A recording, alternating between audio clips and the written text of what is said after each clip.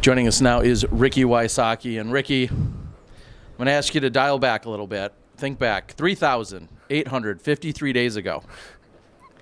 You and I had a conversation just a few hundred feet away. Do you remember what that was about? Yes, it was. It was over here on the steady course, wasn't it? The steady ed course. Yeah, one of the three courses here at the PDJ Center.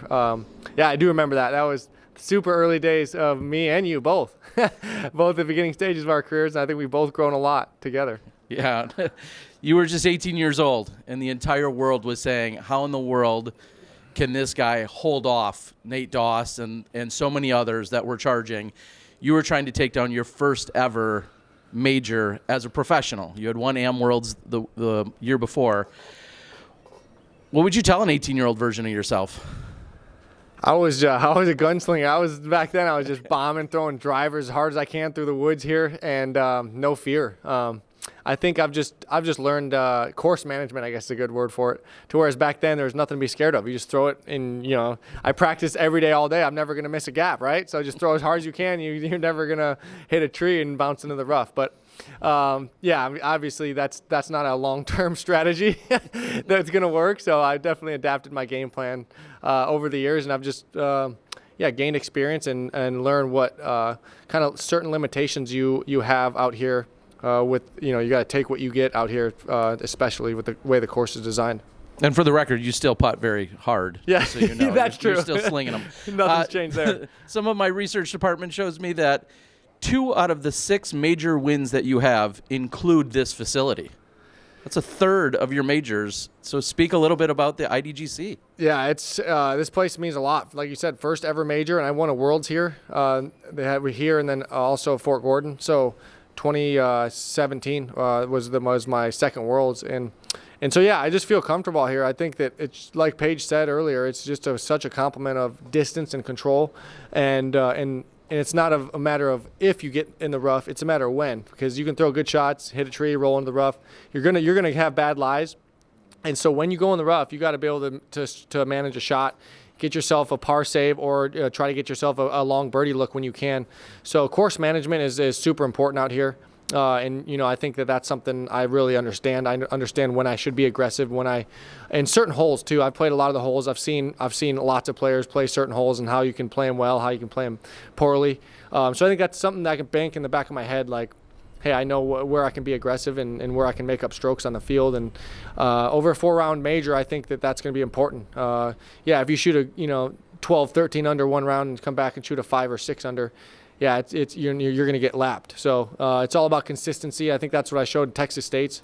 I played at the highest level, obviously, all 3 rounds, and I think I'm consistent I think that's where I make my name for myself. All right, and then the last one I have is with regards to consistency and playing out here. In 2017, en route to your Worlds, you shot a 60 the first round. That was 4 off the pace of Johnny McRae, who had the hot round. And then you came back in the second round and you shot a 55 here.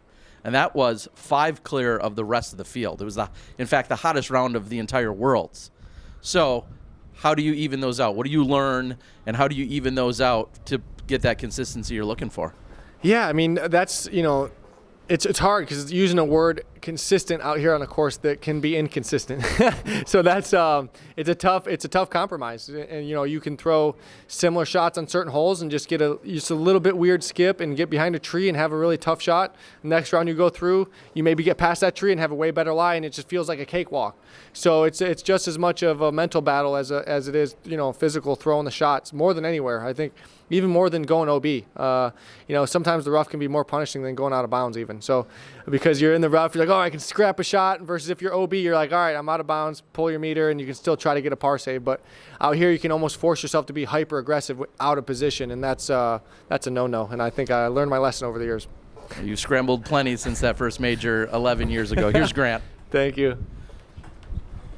Ricky, as we've already mentioned, you've won more than a few times on this track. In coming back, how much can you rely on memory, and how much do you have to rely on more immediate preparations?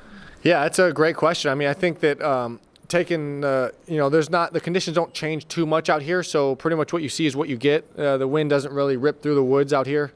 So it's really about just hitting landing zones and then being aware with when you're out of position, where you can throw your next shot to get back into position, even if it's not making a birdie, but saving a par. You still have to know the spots, know where you can be, know where you can't be. And it sounds cliche, but I mean, even here, like I said, more than courses without a bounds, because you have to know where the trees are, know where the angles cut off and bottleneck, and so that's super important experience. Going back about a month, you had a rare outside the top 10 finish at Waco in pretty bizarre weather conditions. You came back a week later and you won your 6th Texas State in 6 tries. Does that bode well for you now going into the first major of 2022? Yeah, I think it's just as much as I switched sponsors and got the new bag, I wanna jump in and play at the highest level right off the get-go. But I think Vegas and Waco were kind of a learning curve, still dialing in the discs, and now I'm coming out with new discs and really feeling like I've found some momentum, and that's my word. That's my word of my career is momentum. And took 2 weeks off, so. But in my head, I still have a lot of momentum from the Texas State's win, from all the wins previous out here. Just lots of good memories. It's Mitch with Gatekeeper Media. Speaking of memories, there's a lot of excitement obviously coming to the first major. You're saying you're taking 2 weeks off, you're rested. Coming here, playing some of these holes, do you have any memories you can share and something you think about often, maybe of the 3-way playoff you had with Simon and Paul back in 2017? Yeah, that was crazy. I think that that's something that is epic for the viewers, epic for the players. Yeah, it was a great time, and the competition was high back then, and it's got even better now. But yeah, this course is it allows for some fireworks. You can throw some great shots and get rewarded, and you can really separate yourself. But it's the type of course that where as soon as you think you have it figured out, it shows its teeth, and you have to respect the course and respect every shot. There's not a single easy shot, even if it feels easy. That just means you put in the work to make that shot feel easy. But there's still teeth behind every shot, and you just gotta respect the course. That's the biggest thing for me. Speaking of easy shots, we saw earlier this week on social media, you ripping on the new Ricky Slammer and the prototype of that, just making it look easy. Seeing other people try that same shot, completely fail at it. Talk a little about that disc and what it means to you to have the first one out of the lineup. Yeah, no, it's been a great partnership with Dynamic, and the new disc has been great.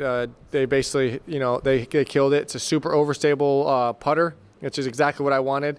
It's a different plastic. I like the grippiness of the base plastic, so that way it can break in. Starts off super overstable and break it in a little bit, but I like the thumb track, so I just wanted to have kind of a more overstable harp with a little bit of with a thumb track for the grip.